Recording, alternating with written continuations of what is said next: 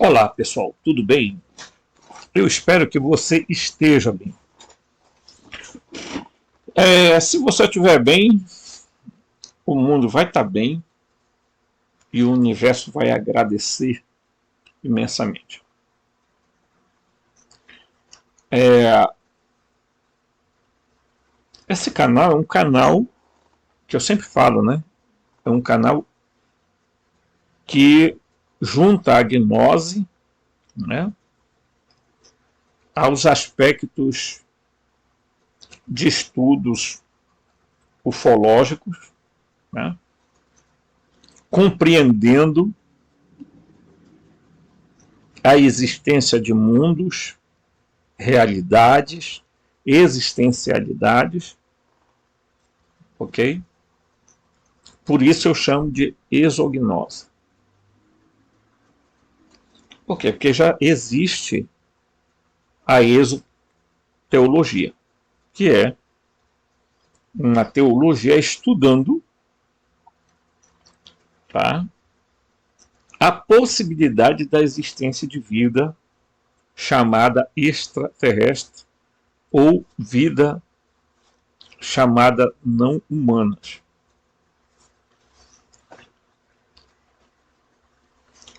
O que está em questão hoje em dia não é se você acredita ou não acredita em vida extraterrestre. A questão é o modelo cosmológico, tá? O modelo que se apresenta para nós sobre a ufologia, que é um perigo, que a ufologia virou sinônimo de esoterismo, tá? E às vezes, mesmo quando ciência, comete-se alguns equívocos, né?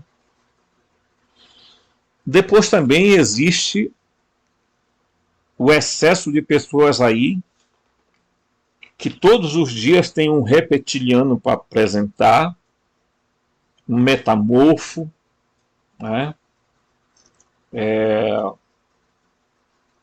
Querendo apresentar um híbrido, né? Mensagens sendo transmitidas da famosa fraternidade branca, que a Blavatsky resolveu estabelecer, gente falando em nome da tal Confederação Galáctica, ok? Tudo isso sem o mínimo de prova. Não existem provas. Por sinal, a maioria das coisas ditas hoje no mundo não tem provas. Tem teoria. Teoria não quer dizer uma verdade científica. Então eu quero falar com vocês hoje sobre a gnose. Porque há muitas pessoas que acham que a gnose é um primeiro erro, é se dizer que a gnose existia antes do cristianismo. Desculpa, mas não existem documentos comprobatórios dessa chamada teoria de gnose antes do cristianismo. A gnose ela é tipicamente ligada ao cristianismo e é o berço do cristianismo original. Correto? Ah, mas existiu a gnose egípcia. Me mostre. Onde estão esses documentos? Tá? Então as pessoas pegam a palavra gnose, que é conhecimento, e começam a dizer, bem, existiu lá uma gnose da Babilônia, gnose não sei aonde, gnose não sei de onde. A gnose documentada que nós temos hoje é a gnose cristã. Tá? dos... antes do... Lá o judaísmo já tinha gnose judaica. Não tinha gnose judaica. Tinha cabalismo, esoterismo, mas não algo que você chame de gnose. Muita coisa precisa ser dita. Tá? É igual a história Anunnaki. Se pegou e canonizou verdades que o Zacarias assim disse, tá? Sem levar em conta outros escritores como o O'Brien, tá? Christian O'Brien, né? E tantos outros. Então tem N vertentes olhando os Anunnakis. Hoje tem pesquisas sendo feitas sobre a Bíblia, sobre a figura dos Elohim, sobre a figura de Javé, feita por estudiosos. Ok? Então esse canal aqui não se baseia em achismo. Eu acho que tal coisa. Não, eu acho não. A gente pesquisa, vai atrás de documentos, vai atrás de algo que possa ser realmente de proveito, para que a gente aprenda, que a gente descubra, que a gente corra atrás. Tá? Lamentavelmente, a gente sabe que as pessoas não dão valor a essas coisas. É por isso que eu perdi a minha fé. Sinceramente, eu perdi a minha fé no ser humano. Acho que o ser humano, o caminho que está traçando, é o caminho, de fato, né, de uma autodestruição da civilização, dada a ignorância que se constrói em cima de ditos saberes. Tá? Então, é gente ganhando dinheiro a todo e qualquer custo, né? Com terapia, com não sei o que tem mais, autoesvaziamento, meditação, contemplação, e por aí vai. Né? Então nós estamos num mundo cada vez mais manipulado por grupos de pessoas, por religiões ou pseudo-religiões que vão se estabelecendo em torno de gurus que ficam por aí ensinando coisas que já foram ensinadas. Eles não trazem nada de novo. O que eles trazem é, olha, tal coisa é assim. Aí surge um monte de gente com ideias herméticas, ideias, sabe, que vão da teosofia e etc. Está por aí. Aí tem pessoas que começam a ensinar os outros a serem bruxos, a serem magos, a serem não sei o quê. Aí tem gente que acha que tem, porque passou por escolas de mistério, é um iluminado. Tem um ser do meu lado aqui falando, enfim. Então, como as pessoas adoram ser enganadas, é bem fácil que esse canal não chegue a 1000 pessoas. Porque as pessoas não gostam de verdade. As pessoas gostam de mentiras, sendo camufladas de verdade. Dito isso, vamos lá. Vamos estudar um pouquinho para os que querem aprender, né? Então, a gnose, a origem, as escolas e a doutrina. Nós vamos falar cada coisa dentro do seu aspecto, dentro dos seus limites. Tá? Então, vamos lá. Embora as opiniões acadêmicas sobre a origem do gnosticismo apresentem o que pode ser um conjunto desconcertante de teorias concorrentes, elas podem ser amplamente divididas em 2 escolas de pensamento. Quais são as 2 escolas de pensamento sobre a gnose? A primeira sustenta que o gnosticismo se originou fora do cristianismo e mais tarde veio a envolver-se em uma forma cristã. Essa é a primeira escola. Tem um monte de gente por aí ensinando gnose de todo tipo, né? A gnose egípcia, a gnose babilônica, a gnose judaica, a gnose não sei o quê. Tem um monte de gente, né? Porque há gente dizendo que a gnose é anterior ao cristianismo. Geralmente quem diz isso são aquelas pessoas que são antipáticas ao cristianismo, portanto elas querem pegar a gnose e retirar elas do contexto cristão, simplesmente por uma oposição ao cristianismo. Tá? E vale aqui dizer para vocês que o cristianismo como tal, hoje como concebido como tal, eu também não compactuo com ele. Mas daí você, por um puro preconceito, separar o gnosticismo do cristianismo e achar que houve uma gnose antes dos cristãos, é forçar a barra. Né? Ok? A segunda afirma que o gnosticismo se originou dentro do cristianismo, que é esta que eu também sustento, e que os gnósticos sempre se viram como cristãos. Os gnósticos sempre se viram como cristãos. Tá? Ambas as escolas de pensamento tiveram inúmeras grandes mentes entrando na briga ao seu lado. E os argumentos de ambos os lados devem ser levados a sério.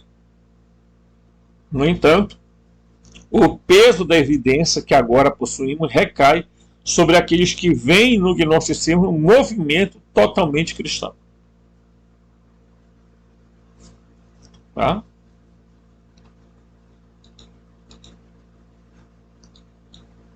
Vamos lá. Embora haja algumas evidências ambíguas, o suficiente para permitir que alguns estudiosos argumentem de boa fé a favor de um gnosticismo não cristão, não há nenhuma evidência clara, direta para tal coisa. Não há nenhum texto gnóstico que seja explicitamente não cristão. E nenhum escritor antigo que escreveu sobre os gnósticos os descreve como auto-identificados como algo além dos cristãos. Todos os escritores antigos, ao se referirem aos gnósticos, os ligaram ao cristianismo e não fora do cristianismo. Tá? O grande problema de algumas pessoas, tá? Inclusive pessoas que têm canal no YouTube, é fazer autoafirmações e começarem a... Desculpa a expressão, mas é uma tristeza a gente ver que assim, quanto mais você espiritualizar um ser humano, mais tacanho e mais manipulado ele se torna.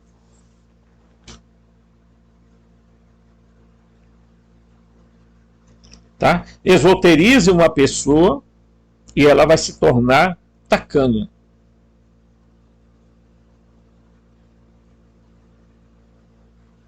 Ok? Porque você começa a implantar na cabeça dessas pessoas verdades que quase que absolutas. Né?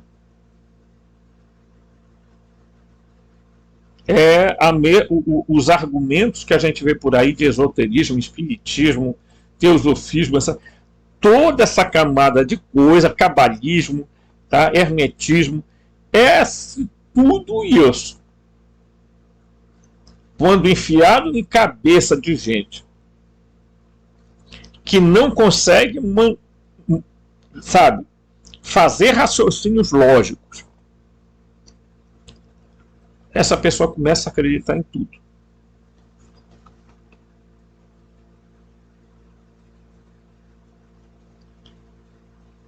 Veja a crença da reencarnação. Nossa, isso virou doutrina de fé, de dogma. Contestar a reencarnação é comprar briga com um monte de gente que acha que, oh, que beleza reencarnar. A gente tem que aprender muito nessa vida. Então, não, a gente tem que voltar sempre na mesma vida. A gente tem que voltar aqui nessa terra constantemente. Ora nasce homem, ora nasce mulher, ora nasce rico, ora nasce pobre, ora nasce aleijado, ora nasce bom. É uma ignorância.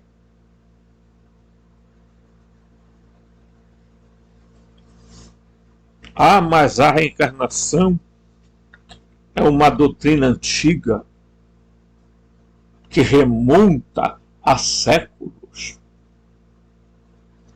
que remonta a períodos antigos, a transmigração da alma. Não é não? Essas mesmas pessoas que defendem esses dogmas são as mesmas que depois vão criticar a Igreja Católica por dogmas.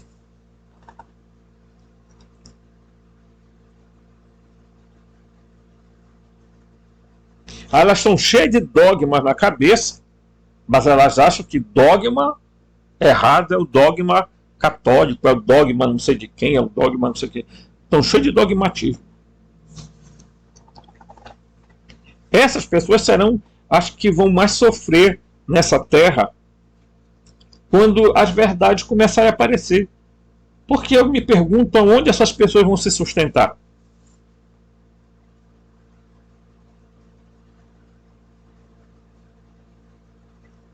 Ah, tem casos, tem um caso ou dois de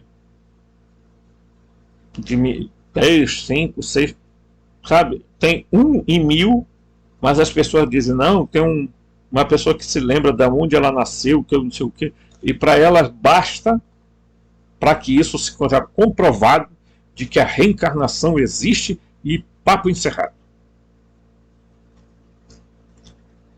É? Aí tem gente que vai em regressão.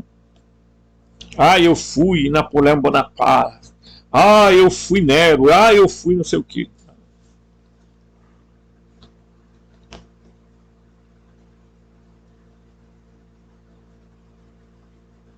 Eu, sinceramente, tenho minhas dúvidas se o ser humano vai chegar a um estágio evolutivo capaz de superar isso tudo. Que não deixam de ser manipulações sempre do mesmo ser e da mesma entidade. Né? Vá olhar quem foi os caras criadores dessas coisas. Todos eram de sociedade secreta, todos maçons, todos. É só pesquisar. Pesquise.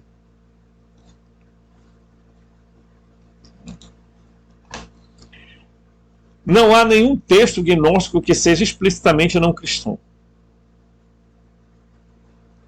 E nenhum escritor antigo que escreveu sobre os gnósticos os descreve como auto-identificados como alguém além de cristãos.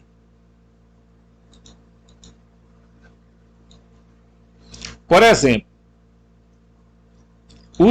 os heresiólogos, que eram aqueles ortodoxos que combatiam as heresias, escritores cristãos que não eram gnósticos, que denunciaram os gnósticos e outros grupos cristãos rivais, todos tratam o gnosticismo como um movimento dentro do cristianismo e não como uma ameaça externa.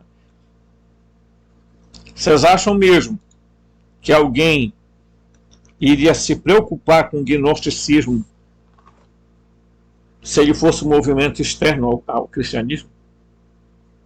Sinceramente.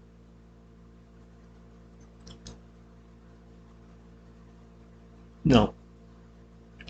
Os gnósticos foram perseguidos dentro do cristianismo porque eles ousaram desafiar, primeiro, a visão cristológica, segundo, a visão do Deus dos cristãos. Eles começaram a questionar a visão, tá, cosmogônica, cosmológica do cristianismo. Por isso eles foram perseguidos.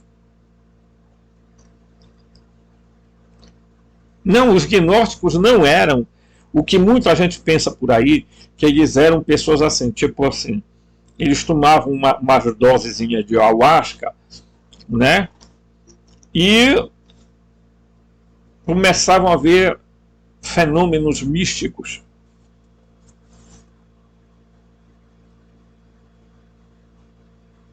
Né? Gnóstico não era alguém que usava DMT. Gnósticos eram pessoas que eram bastante racionais ao ponto de organizarem seus pensamentos, seus ditos, seus escritos. Tá? Se o heresiólogo tivesse suspeitado que o gnosticismo se originou fora do cristianismo, ou se eles tivessem conhecido algum gnóstico não cristão, certamente eles teriam apontado isso, porque isso teria sido feito muito para avançar sua causa de retratar o gnosticismo como algo estranho ao verdadeiro cristianismo.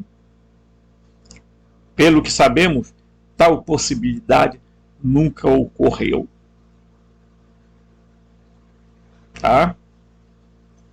E não confundam o cristianismo, o gnosticismo cristão antigo, com o cristianismo do Samuel Van Beal. Não, pelo amor de Deus.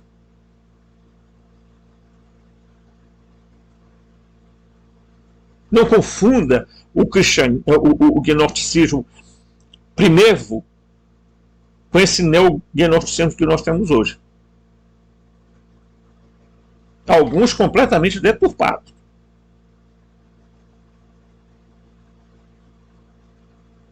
Né?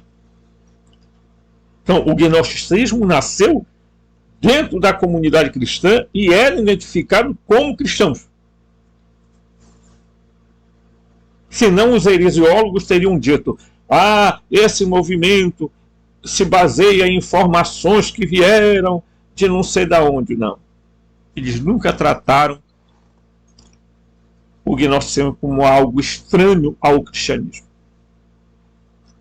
Muito bem.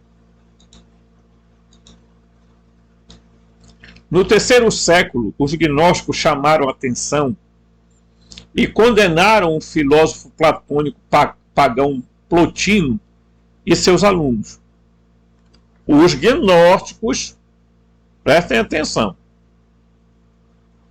chamaram a atenção e condenaram o filósofo Plotino, pagão, tá? E seus alunos. Eles criticaram os gnósticos por terem se baseado fortemente nas mesmas tradições pagãs que eles, mas por terem chegado a conclusões errôneas e blasfemas. Certamente esses gnósticos não poderiam ser cristãos, certo? Não tão rápido. Um famoso aluno de Plotino, Porfírio de Tiro, escreveu sobre esses gnósticos e também se refere a eles como cristãos. Então, portanto, eles não eram plotinistas, tá? Eles não eram de Platão, nem de Plotino, tá? Mas as ideias, as concepções eram meio que baseadas no helenismo, na filosofia grega. A maioria dos documentos escritos, alguns escritos, estão escritos em grego, porque era a língua falada, não é? Na época, e os judeus helenistas já falavam muito mais o grego do que o hebreu. Ok? Isso é uma das lógicas. E eles estavam escrevendo para um público próprio, para cristãos helenistas. Eles não estavam escrevendo para cristãos judaizantes. Tá? Assim, os escritos de João já contêm de forma nascente a ideia central do gnosticismo, uma forma de dualismo conhecida como anticosmicismo. Anticosmicismo. Tá? Grifado aqui de verde. Como a palavra anticosmicismo implica, os gnósticos eram contra anti o mundo, cosmos. Tá? Nem sempre essa palavra cosmos quer dizer mundo, porque há outras palavras em grego que denotam também mundo. Ok? Inclusive a palavra aeon também. Tá? A palavra iokomene quer dizer mundo habitado. Certo? Como tal, não apenas o aspecto particular ou período de tempo do mundo. Eles atribuíam ao o sofrimento à natureza intrínseca do mundo, não a qualquer circunstâncias históricas particulares. Eles pensavam na salvação, que eles chamavam de gnose, como uma transcendência do próprio mundo, não apenas de uma mudança de um tipo de existência mundana, de um tipo de existência mundana para outro. O que é que hoje você ouve nas igrejas? Abandonar o mundo para algumas pessoas, no mundo protestante, é parar de beber, de fumar, tá? De se prostituir, de vestir roupa curta. O mundo para eles é apenas um sistema moral, é uma mudança moral. Para os gnósticos, não. Não se tratava de mudar de uma forma de roupa. Agora eu só visto saia longa. Agora eu não pratico sexo antes do casamento. Agora eu não assisto mais novela, não assisto mais... Me desculpe, isso de nada tem de mudança de mundo. Isso nada tem a ver com transformação. Até porque isso qualquer ser humano, sem ser cristão, pode fazer.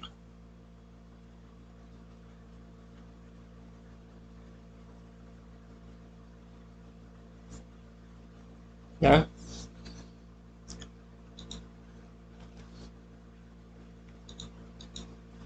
Então, olhando, o cristianismo no final do primeiro século é também a única origem plausível de outra das doutrinas centrais gnósticos. A ideia de que Deus das escrituras hebraicas, que criou este mundo terrível, continuou a governá-lo. Era um ser malévolo e ignorante, inferior ao verdadeiro Deus que enviou Jesus. O Deus Criador, o Demiurgo, tinha uma série de asseclas chamados arcontes, que queriam dizer governante. A palavra arconte quer dizer governo ou príncipes. Ok? Então, uma das coisas que os gnósticos começaram a fazer foi dizer, bem, esse problema do mundo não está no mundo. Está em quem criou o mundo. O problema não está nas pessoas. Está em quem criou as pessoas.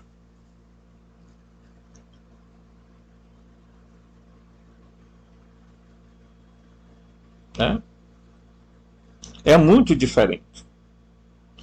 quando eles começaram a questionar e a mostrar que esse Deus, esse demiurgo, que era o Deus do Antigo Testamento, o Jeová, o Javé, o Alá, o Brahma, o Yaldabaoth, eles começaram a entrar em choque com aquilo que os ortodoxos queriam. Montar um Jesus descendente da casa de Davi, herdeiro, rei, profeta e pastor, tá? E que, portanto, queriam juntar esse Jesus à figura de Jeová e formar ali, junto com o Espírito Santo, uma trindade, ok? Para ser o cristianismo nada mais nada menos do que um braço do judaísmo, que é o que o cristianismo hoje é, braço do judaísmo.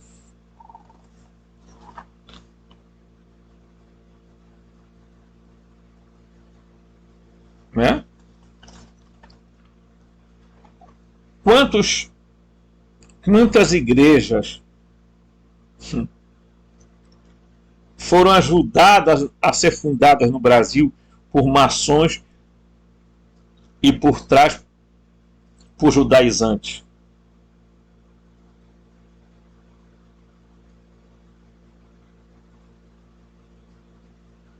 Né? É só olhar a história. Estão a olhar. Agora, quem não quer descobrir, quer viver com um véu sobre o seu rosto, aí tem jeito, né?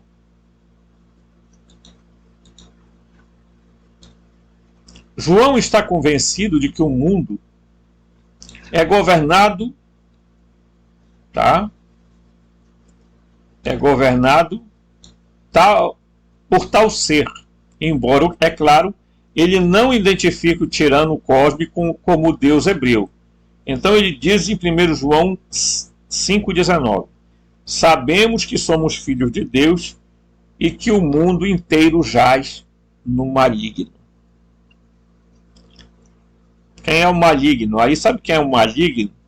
Que as igrejas ficam pregando por aí, contando mentira para o povo, dizendo que é Lúcifer, dizendo que é o demônio, dizendo que é Ra-Satã.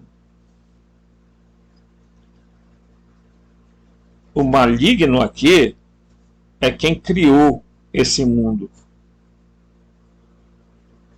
Quem foi que criou o demiurgo? Quem criou foi o arquiteto do universo, o demiurgo, o Proarchon, tá? Jeová, Javé, Alá. Tá? Que alguns no mundo de hoje resolvem dizer que ele é um avatar do Deus verdadeiro.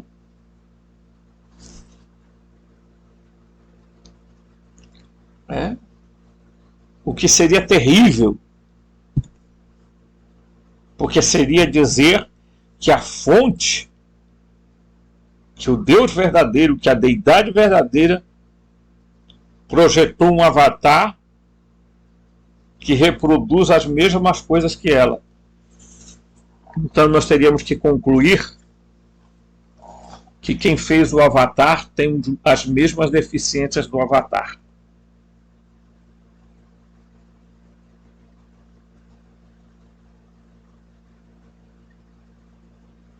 Essa é a grande questão.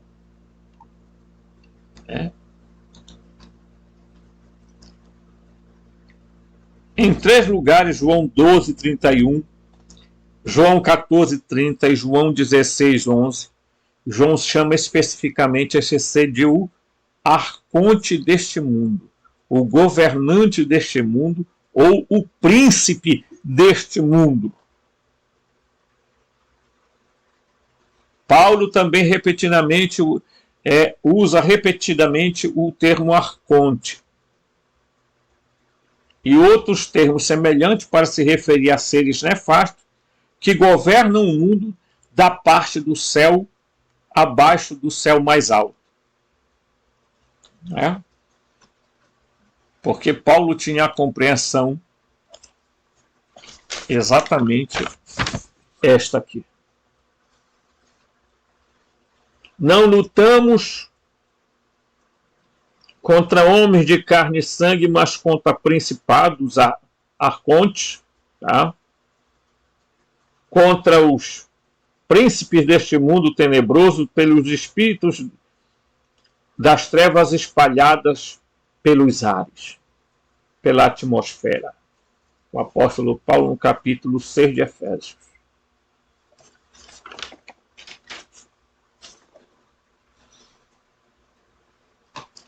E de que ele estava falando?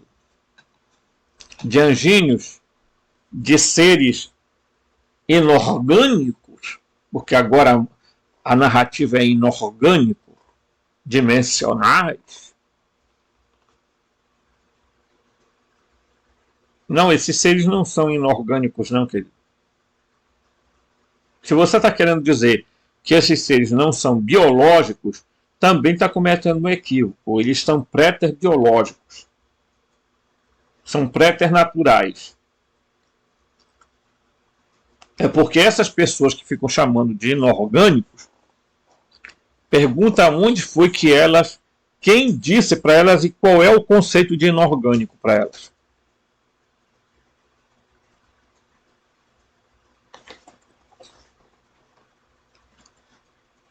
Esse é o problema. Né?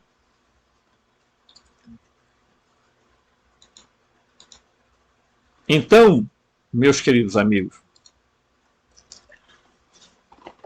esse vídeo está apenas dando uma sintonizada para a gente entender, né? Do tipo assim, o que é a gnose? Então, a gnose é um movimento dentro do cristianismo. Se alguém por aí aparecer falando de gnose egípcia, eu espero que tenha documentos comprobatórios para fazer. Porque nenhum heresiólogo tratou o gnosticismo, o movimento gnóstico, como algo fora do cristianismo. Nunca. Então, primeiro vamos situar isso.